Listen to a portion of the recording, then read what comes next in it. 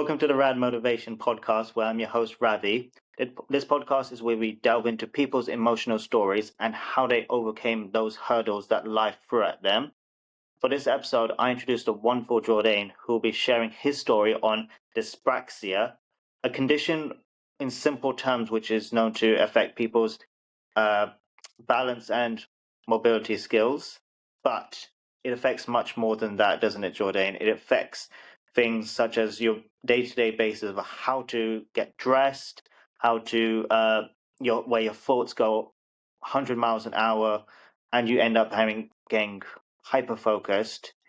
It's affected you quite often from a young age. But in your own words, Jordan, can you just tell me what dyspraxia is? And yeah. First of all, thanks for having me on, Ravi. It's a pleasure. Yeah.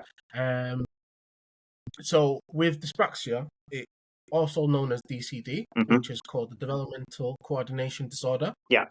It initially affects people's movement. So a lot of people with dyspraxia struggle with their movement, whether that is playing sports, whether that is writing, whether that is driving with the spatial awareness and depth perception. And also as well, it can affect people as well for like fine motor skills. So tying shoelaces is an issue as well. But with dyspraxia, there are multiple strands of dyspraxia.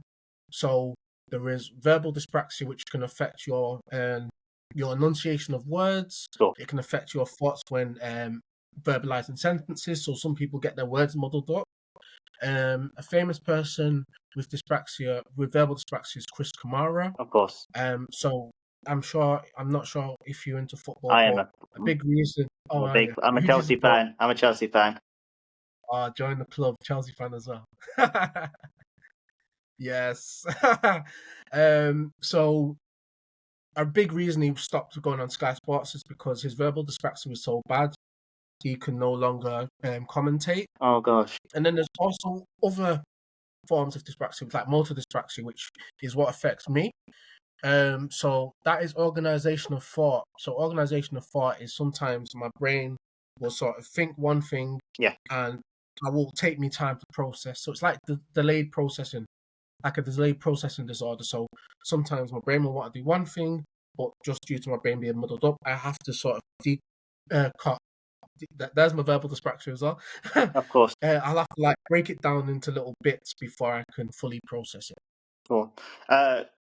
I mentioned that you experienced it from a young age. What age were you diagnosed with it, and what were your initial thoughts and feelings about it?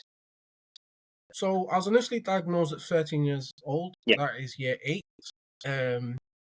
And it was tough. It was very tough because I think I went from, there's a lot going on when you're in your early teens. Of course, yeah. For adolescence, a lot of people, it was quite early on into high school. I think the jump from primary school to high school is the biggest jump you make in the education system. Bigger than college to university.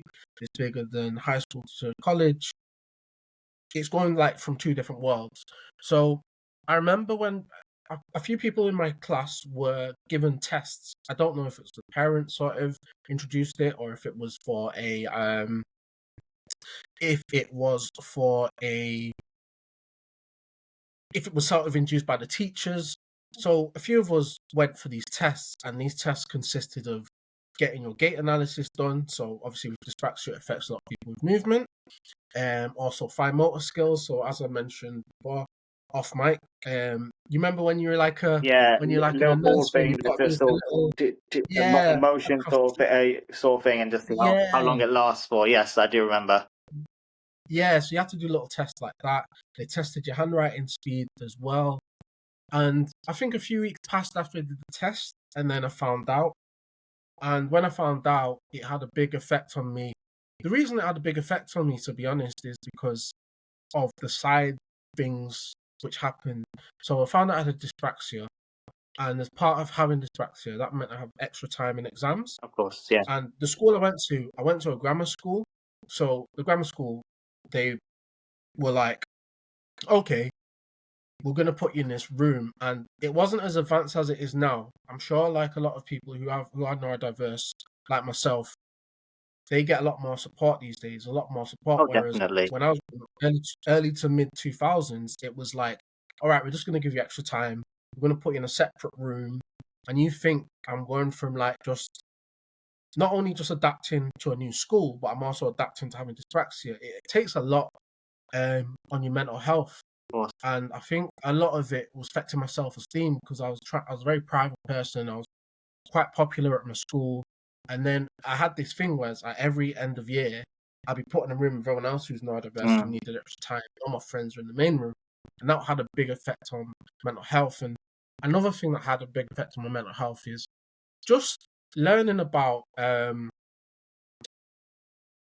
like when I was in my school, they Yeah, put me in like the smaller classes. of course. Yeah, So yeah. the smaller classes tended to be the lower sets. So for me, they did that to try and help me. But for me, it and I won't. This is on record. One of my teachers at in one of my parents' evenings said, "Well, we're going to keep you in the smaller classes, i.e., we're not going to put you in the higher classes." And you can only imagine what that could Oh have on you, man, like, so that's yeah, devastating. yeah. So I went from being a decent student to barely getting through school, and it was tough. But yeah, yeah, that's Devastating. basically That's my devastating. experience. That's devastating to hear. So, it's it, it's taking you years to sort of process this because it's been from a young age. What were the first steps that you took? Was it just sort of after you got diagnosed and all that sort of thing? It took you, yeah. What did you what did you do after you've sort of come to terms of it? How? So initially, I was in denial, to be honest, for years. So Mm, initially, there's like in my parents' evenings, there's like notes saying, "Oh, he works hard," but I didn't want support, so I denied support. Anything that school tried to offer me, I denied it because I just wanted to be normal. You know, I yeah. think again we're in a different generation. I think Gen Z are really good for advocating for Yeah, neurodiversity. absolutely. You know, and it's so good to see. Like I love like with my own podcast, we're on TikTok, Mm, and that means I'm on TikTok now, so I'm seeing the amount of different content creators, and I'm like, man, what that would have done from 13-year-old me yeah, would have been so beneficial because we had nothing really. It was just we were just slow and we were just known as different, and you know, bottle things so up. for years, yeah, for sure, like for years I was in denial. You know, I wouldn't say I wouldn't say I got bullied. I just feel I got made fun of for certain things Mm, which people picked up on about my character. okay. I remember the story of like a class I was in, and this guy was like, "Oh, you always look slow." So I think I mentioned this on my podcast. I'm a very prideful person. So what I did is I transitioned into a class clown. So that gave me that extra boost of self-esteem I was lacking elsewhere. Oh, But okay. it also led me to getting into a lot of trouble as well, which you know it kind of comes hand in Oh, hand. But yeah. it wasn't. Yeah, it was my way of masking. It was my way of masking. My way of masking is the sort of, all right, I'll play this role Mm. and I'll play dumb. I'm clearly not that, but it took me years to sort of transition and unmask out of that person I was. And yeah, you felt the need to hide this dyspraxia because you wanted to feel as normal as possible. So it's sort of yeah, that was part and parcel of everything that you had Yeah, to experience, and it must have been so tough to for hide sure. hide something that's so tied in, well, something tied in with you, or what's going to be with you for the rest of your life. Am I right? Am I wrong? Yeah, for sure, for sure. I mean, one thing is with DCD or dyspraxia, it is something for life. Mm. So it's something you have to live with and you have Yeah, to maintain. And I think the difficult thing with dyspraxia is the mental health side effects of yeah, it. You know, whether it's you losing your keys, whether it's tripping over, whether it's forgetting things, whether it's organizational thoughts. Like some days, like I get decision paralysis where I'm just like, man, I don't know how to start because my processing is just like there's a million things going on in my head, and I don't know where to start with things. So it's breaking things down and it's finding strategies to live with this, because I feel that a lot of people in this world are neurodiverse. It's just finding strategies to live with that, just like with physical disabilities too. Yeah, And I absolutely. think one thing is as well with when you can't see a disability, it is more frustrating than when than people. It's more frustrating because people don't know. Unless you say, people don't know. So I think a lot of my frustration was Mm, growing up. A lot of the things that I had with dyspraxia yeah. were marked against my character rather than, oh, it's Jordain or JD as I'm known, and he has dyspraxia. It's no, Jordain's clumsy. Jordain's looks slow sometimes. Jordain's, you know what I mean? And Yeah, these are yeah, yeah. things that I've managed for my self esteem and go, look, I live with this every single day. Yeah. Yes, I might struggle in certain areas, but for my own self esteem, I cannot let these things get to me. I've got to find strategies to overcome these barriers Mm, in life. yeah. Yeah. Similar to you, you obviously you've dyspraxia, so you got diagnosed at 13. I got diagnosed with epilepsy at 15. Now mine is slightly different. It's not the sort of shaking sort of epilepsy. It's like if I were to be sitting one to one, like in a cafe or something with you, I'd go into sort of an empty sort of space. And like for Mhm. you, I had to sort of hide this. And Yeah, so I can empathize because it's very tricky when you're in that teenage years. You want to sort of you're aware of what's being said. You just want to build good rapport with people, good source of networks, and this sort of makes you isolated. And I for think sure. and I think you feel the same way with your dyspraxia. The fact that I think yours is more yours affected yourself more than me, but each to their own. For But sure. yeah, uh, Do you know what it is as well? I feel society is very unforgiving, and part of why I struggled so much was because it was almost like sometimes I get anxious that people would find out there's something not quite right with me. yeah, So I so sometimes you try to live this neurotypical life and try to keep up with people who aren't neurodiverse, and sometimes that can lead to burnout. So for me, it's like finding healthy ways where I can live with this thing I have, just like I'm sure yourself with epilepsy, yeah, where I can manage it in a way which I can get by in day to day life. yeah. So And I still do it to this day. And I'm sure you do with your dyspraxia. I still manage. I'm still learning about myself, and you're obviously learning about dyspraxia. But you've got more control of it than when you were 13. So you have a sort of idea of the pitfalls, I guess, of what happens and how to rectify them sooner rather than later. Yeah. yeah, yeah, for sure, for sure. Um, that's part and parcel of life. Mm, Whatever barriers you have, whether it's traumas, PTSD, if you're neurodiverse, physical yeah. disabilities, you take that on. You take that on, and you say, okay, how can I handle this? You know, and unfortunately, a lot of people fall through the cracks and turn to unhealthy ways to sort of overcome. You Mm, know, I'm part of um I'm part of many different groups, different support groups for neurodiverse individuals. I'm also part of different support groups for dyspraxic individuals. And the amount of stories you hear of people and their mental health because they can't cope with certain elements of what dyspraxia is or what a particular neurodiversity is. So for me, it's like, okay, the best way I work, the same way I have with my friends, is what's the best practice? And we bounce ideas off each other so we can go, right, this is how it is. Yeah. oh, that's wonderful that you got like good tight knit community, so you can share stories, but you can be in a room where you're not alone. So For people, sure, for sure. yeah, absolutely. That's really pleasing to hear. And I think growing up, you people are more aware nowadays rather than back 15, 20 years ago. We were just very uh to ourselves.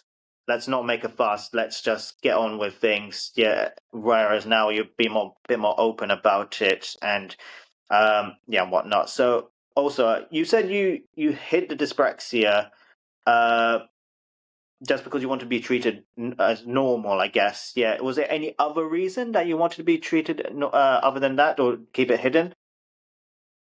So I think it's just, again, it comes down to a mixture of like pride Hmm. and then masking. Masking. A lot of people who are neurodiverse mask because I think in in a neurotypical world, Yeah.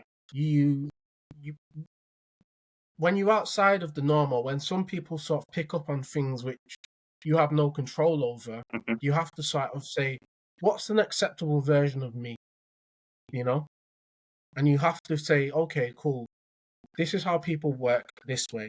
It might not suit me, but try my I'll try my best to try and fit in this way. So for me, what I try to do is I try to, for a long time, try to keep up and try to work. And again, as I said, my brain works in a particular way, which I have a lot of things which process.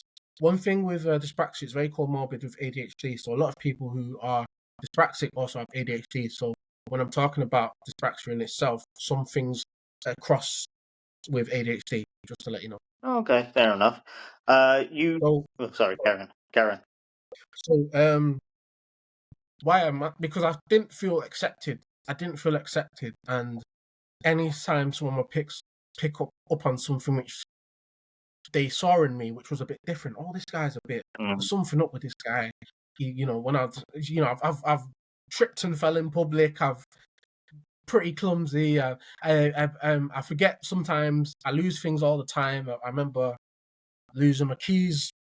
You know, sometimes if I'm, it takes a lot for me to get through a day, and that's part of the reason I keep things hidden or kept things hidden. Let's say. Yeah, you're a lot more open about it. I just saw a little bit of sort of feel as if you're reminiscing just here and there because it took probably a lot out of you, and you've had to overcome that hurdle, and Yeah. I think it's defined you because you overcame it. I think it's defined you that dyspraxia, just because you have dyspraxia, it doesn't. It's not everything. You're not just Jordain with dyspraxia. I've overcome dyspraxia. I'm done this. I've done that, and I think that sort of builds confidence in a sense that yes, I've got this, but I've Mm. overcame it on a daily basis, and I can continue to do it on a daily basis. So it's just a part of me at the end of the day, not the whole me, not the whole version of For me. sure. For sure. Like what it is I've been I have this thing and it takes a lot out of me, but it's not the whole of me. Yeah, So for my job is to find strategies to live with this, to find strategies to work around this, to not let it define me, not let it overcome me because for years I had bad mental health for years because of it. It's taken, you know, it may have affected some of my friendships, some of my past relationships, even. You know why that is? Because I tried to be something I'm not. I didn't address the issues which I faced on a day to day basis.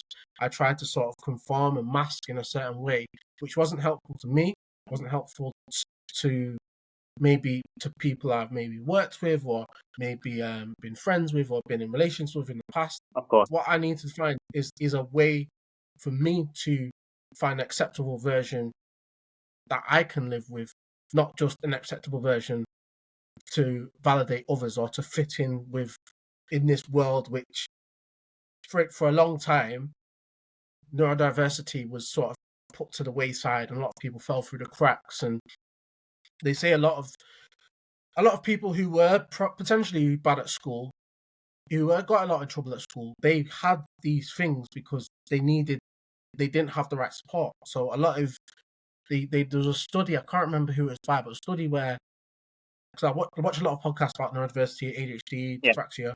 There's a study where a lot of people who were expelled or excluded at school did, when they were tested, found out they were ADHD or dyslexic, dyspraxic because they were struggling and they were just screaming for help, but they didn't have the support there because the resources weren't there. So I think for me, my main thing is I need to keep going for the next generation, and that's why for years I didn't speak about it, but for now I'm championing it, because I want to. If there's a 13-year-old out there listening to this podcast right now, I want them to be like, okay, cool. I've got a mentor. I've got someone here who's willing to speak openly about the struggles that they've had and how it's affected their life, Yeah. and how they're moving forward from it. Because I'm still learning in my mid-30s now. I'm still learning about how to overcome strategies.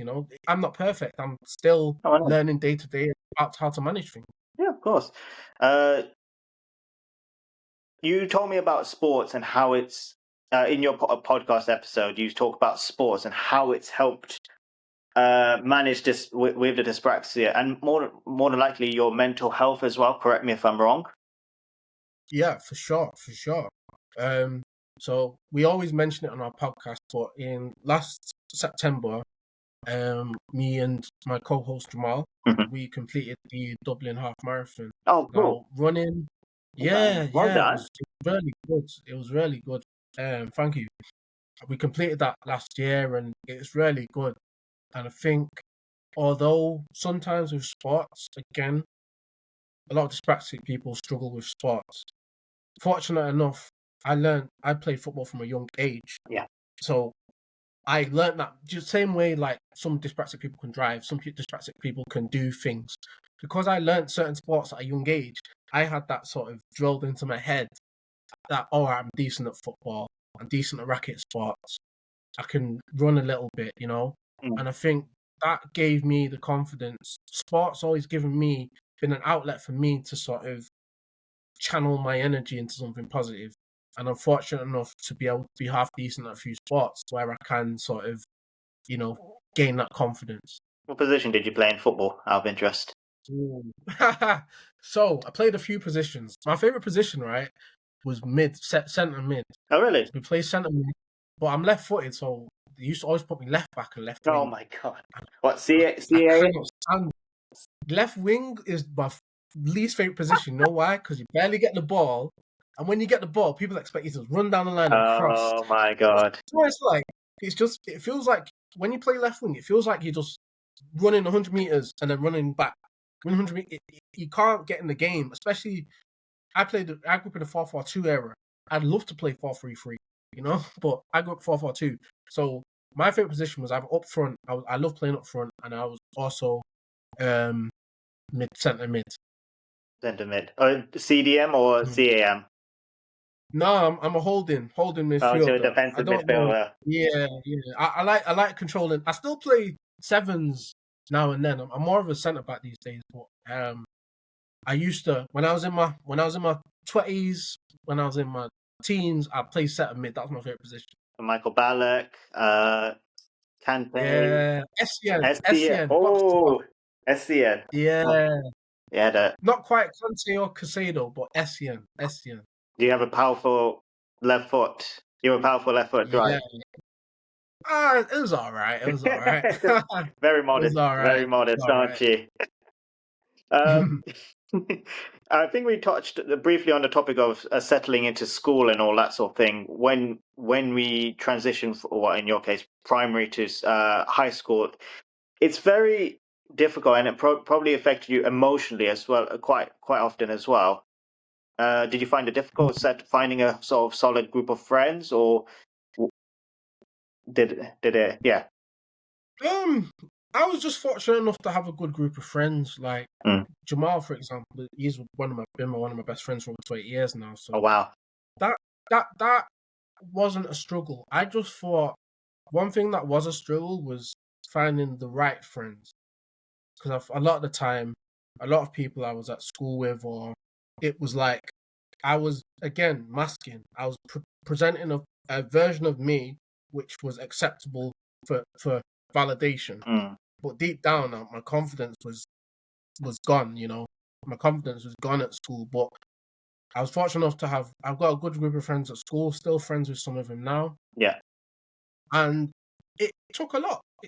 But I think a lot of people didn't again, because I presented a certain version of me, a lot of people didn't know what was going on in the background. Mm. And to this day, people are discovering this now. So Oh wow. yeah, so I think I'm just sort of, yeah, so I'm fortunate to have a good group of friends, but I now happily, not saying my friends at school weren't the right friends. I'm happy the people who I'm friends with now, I'm comfortable with. I can be myself with, Oh good. my true self with, not just a version that people find acceptable. Did this expand into university? Because obviously university is a completely new kettle of fish, different challenge. Uh, did this similar challenges, or was it worse challenges? So one thing I've never talked about is my time at university. The reason is because I found it very difficult. Now, the reason I found university difficult is because it was very overwhelming, and it's probably where my mental health was at the lowest. Now, it was overwhelming because I went to university in the Midlands, away from Manchester, where I'm from, and you're not only you're dealing with bills, you're dealing with a multitude of different lectures, commuting, managing your money, managing your, and that is in a whole. Just most people, if you go to school, you're just going to you get the bus to go to school. You're living at university. You're managing at university. I was 19 when I went to uni, but I didn't go uni straight away. Yeah, same. So yeah, so there was times where, like I was saying when I was at school, there was times where I withdrew. So for Oh really? a long, yeah, there was time not withdrew from uni, but You withdrew two in the from sense of, yourself, from yourself.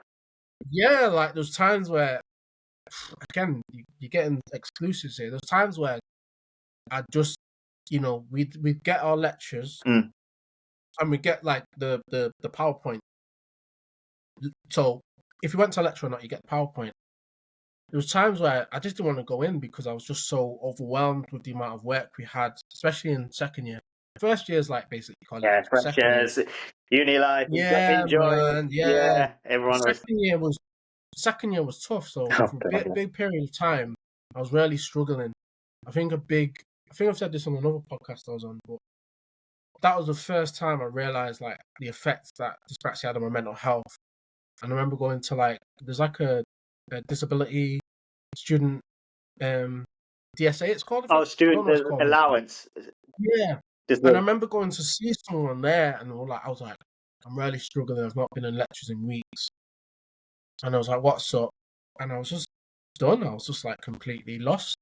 So that was probably one of the toughest times of my life, because I was like, like I said, my parents and my mum's an educator, oh really? so I was always go to university. Both me and my two brothers went to university, so it's always something prideful. But I just really struggled because again, there was a multitude of different things I was handling. I was living on my own back for the first time. Mm. I was managing my bills, managing my food, meeting new people because I didn't know when the university I went to, I didn't know anyone No, there. don't I? So it wasn't like I had a group of friends already. I was doing all this on my own, and I was trying to like navigate the world. And it was tough, but I mean, I got something out of university. It wasn't necessarily the the, Degree. the result I wanted, but I got something out of it, and I'll never take away the people I met at uni. I'm still close with a few, but again, you just realize these things as you go on. So yeah, It's kind of strange. There are a lot of parallels between my experience and your experience at uni. Different, of course, yeah, man. but I can Yeah. sort of correlate and empathize completely. Uh, Mhm. Journaling. We never touched about. You mentioned in your podcast about journaling and how much it's helped. Does it? Did you do that from a young age, or what point did you do that? So probably I don't know. I think I might have mentioned this, but I've had CBT before. Oh, cognitive Just behavioral therapy. Yeah. again, yeah. So a big part of CBT is journaling. So again, with my brain, processing thoughts is the big barrier. That's my form of like dyspraxia.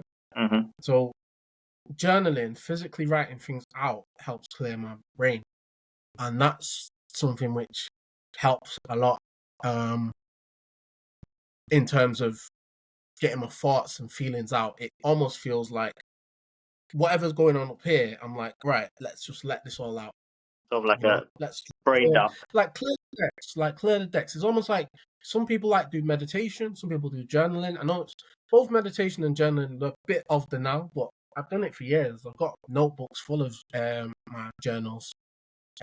But again, that is just something that helps me process how I'm feeling, what my thoughts are. I didn't do it for years, and I've started again recently just because it's just always good to reflect. Of course, yeah. And do you look at your past self and say, "Actually, do you know what? I overcame a sort of very difficult spell, and I can sort of use that as sort of motivation to get me through what I'm currently going through." If you're currently going through something difficult, which we I will. just use things. Basically what I do is I use certain things Mm, as tools to help me get through my day to day life. So I'll always say if you can get through one thing, you can get through everything. Not everything. What I'm saying is like there's always going to be difficulties which come to a head. It's just how do I manage my mental health with the difficulties that I have. So if I lose my keys or something, how do I manage something? I'll make sure I have a spare set outside of my flat, or if I need a minute to sort of decompress, say if I'm feeling overwhelmed, how do I do that? One thing I love to do is go for a walk, put some headphones on. Headphones are my best friend. Ways to manage my mental health due to my dyspraxia is probably just as important as managing struggles you'll have with your dyspraxia. you have to sort of mix it up. So one day you'll be journaling, one day you'll be going for a walk, just to sort of not rely on one more than the other. It's all different strategies of like how I feel, I guess. So what I've tried to work out is Mm. what things would help me at the time through based on what I'm going through. Oh, okay. Yeah, yeah. So sometimes if I had a long day at work, or I might have had something which is a heavy day. So I work in the creative industry, um, and some days, and I work actually with disabled artists, that sort of Oh, region. do you? That's Um, incredible. and yeah, and some days are heavy because I work quite closely with people who are similar to me. When I'm hearing their stories, it's a bit heavy sometimes. So sometimes I need to decompress and just journal, and just to ensure that I'm sort Yeah. of processing things. Or say something's gone on and there's like maybe it's the news, or maybe it's something going on in my personal life, which you know may be big. It's taken me a long time to journal. Um, Talking of big things, earlier this year, and this is a big thing, I ran in my second half marathon, but Yeah. unfortunately I didn't complete it. Oh, damn. I ran in half because I I I collapsed basically Oh my close to gosh. the line. Yeah, so what that that had a big effect on my mental health because running was my a way for me to help with my mental health Yeah. as a strategy or a tool, and that that happening when it's weird because it's like you use running as for your mental health to benefit your mental health, Yeah. and then you get in an incident and it almost makes you spiral, and like the one thing that was helping me almost you know it was almost to my detriment. So Oh, damn. That's so that that devastating. that's probably a reason I started journaling, and a few other things as well at the start of the year. That's the other reason I started journaling in recent times. So Okay. Oh, wow. I'm devastated. yeah, man. Devastated about the running. Obviously, been a big part of your life, so obviously it must have knocked you back couple couple of pegs. So, but you've slowly started to build yourself up. Yeah, for sure, for sure. I think one thing, being dyspraxic, one thing that I've built is resilience. Yes. One thing I've built is resilience, and I think it goes hand in hand with being neurodiverse because you do have this constant barrier Mm. that you have to face. It's almost like you're in a battle with yourself sometimes, and that that caused me to see a cardiologist. That caused me to sort of not be able to do any exercise for months, which is a big part of my makeup. In sense of like, I need exercise. It helps me regulate my emotions. It gives me those endorphins and it helps me get through the week. So I couldn't do that. So a big part what I turned into was journaling. and journaling is something which I sort of worked on for a long time. So yeah, that it's a lot. Basically, it's a lot. But I think again, having the podcast, having the platforms, talking about to yourself and other platforms, it helps me just share. Like, you got to keep going no matter what you go through in life. You've got to keep going. I'm just a regular average Joe, but again, we all go through stuff and we all just sort of have to persevere through it. And yeah, and I've got usually support networks and your own coping strategies to get through these things. Yeah, it's remarkable that you're using your experiences, your own past challenge to make others aware that they're not alone, and that's what the purpose of my podcast is, to make others, regardless of their own background, stories, etc., is to make sure that look, we're basically all in this together without sounding too cheesy. We all go through life's challenges. We all want to. I guess we think we try to cower away from things because we're going to be judged and all that sort of thing. But now there's some more openness about these sorts of things, whether it's something neurodiverse, something as physical incapability. So I think this is and seems, correct me if I'm wrong, talking more about dyspraxia. It's made things a lot more manageable for you? Correct me if I'm wrong. For sure. I feel that being so open about it for so long, for years, I didn't even talk about it. I didn't even let people know. The only people who knew was maybe ex-partners or my close circle of friends, and obviously my parents and my family. So speaking about it on platforms, speaking about it on this podcast, my own podcast, it gives people an idea of an aspect of me which I have. But as I said earlier, it doesn't define me. It's just a part of me. Yeah. It's just something I have to deal with, but it shouldn't define me. I have a thing where there is a lot of content creators who do talk about dyspraxia, but for me, it's just a part of me. I've never just want to be solely focused on the dyspraxia element of me because I'm still Jordain. I'm still from Manchester. I'm still, from the north. I love traveling. I love music. There's a lot of elements to me, and dyspraxia is just part of it, which I just feel happy to raise awareness of, as it does affect a lot of people. I'll big up yours and Jamal's podcast. You good, bro. Hopefully others will listen. They will listen, and it's mainly focused on mental health, but men's mental health, correct me, more than ever so. But I think it's as similar to mine. It's going to be stories that people can relate to, and they will listen to it. And I think it will strike a chord with them that there's others out there, if not worse, going through tough times, but they've been able to manage them situations and use it as fuel to get through further challenges that they've been through and that they've faced. So if they've been through these challenges and they've overcome it, why can't I do the same? Pretty For much. sure. Yeah. For Regardless. sure. Couple of final finishing questions. So overall, how do you reflect on the whole aspect of dyspraxia, people, yourself in this situation, from when you were 13 to where you are now? So I reflect on it is I just realized that everyone's going through something, and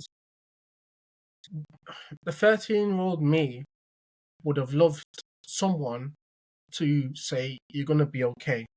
To love someone who would say you can use your resources. There are tools out there to be supportive. With dyspraxia, unfortunately, the foundation closed last year.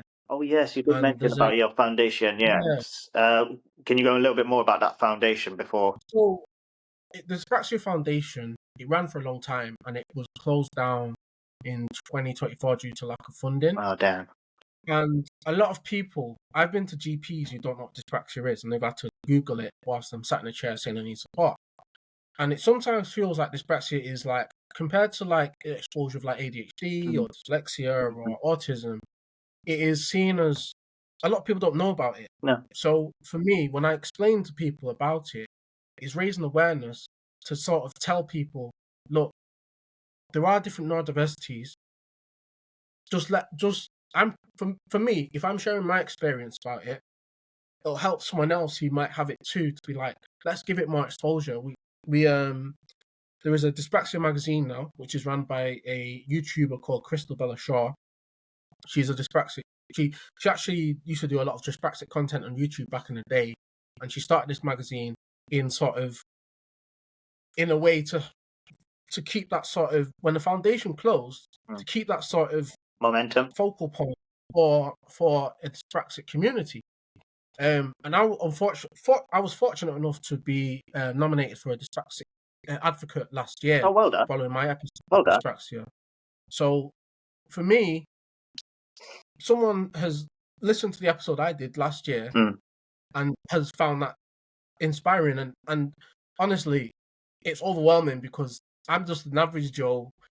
Tried to start a podcast with a friend, Jamal. He's a journalist for ITV. He's really done really well for himself, well revered in his circle. Oh, wow.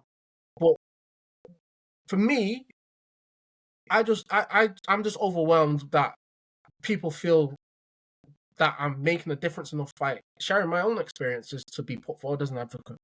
And I only thank the listeners to the podcast or everyone who's heard it for putting me forward. So that's something which I love. And just to go back to what you say about 13-year-old, there's so many resources now. Gen Z are amazing. Yeah. Amazing at championing different neurodiversities to say you're okay, you're not alone. And that was always something which is prideful for. So if you're a 13-year-old out there listening to the podcast, you are a young person, you're really struggling, and you really feel you've got nowhere to go to, there's so many resources you can use in comparison to back in the day, which can get you to a place which you're not alone, So, yeah. What 3 pieces of advice would you tell people going through dyspraxia or something similar to this? So what I'd say, first thing I'd say, speak to those around you. There's lots of resources out there. There's lots of things which can help you, whether it's the side effects of your mental health, whether it's the whether it is sort of speaking to friends or peers or speaking to school, speaking to your workplace too. Look at what reasonable adjustments you can get. There's things such as like access to work. That gives you reasonable adjustments in the workplace. Yeah. If you are neurodiverse or have any disabilities. There's also like PIP, which is personal independent payment, I think.